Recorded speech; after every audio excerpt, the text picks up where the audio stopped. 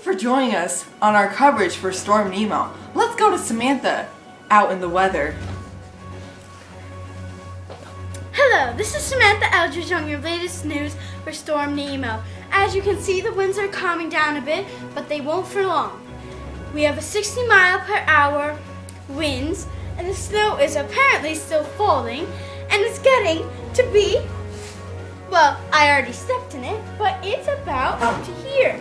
As you can see over here, when I step in it where I have not stepped, it is up to my knees.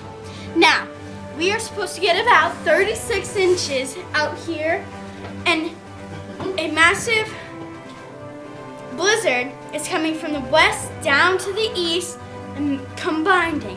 We will get, there's some sleet out today, and there will be massive amounts of snow, up to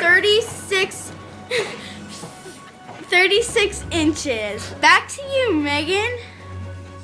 Thank you for that special inside report, Samantha. We'll see you next time on MSJ News.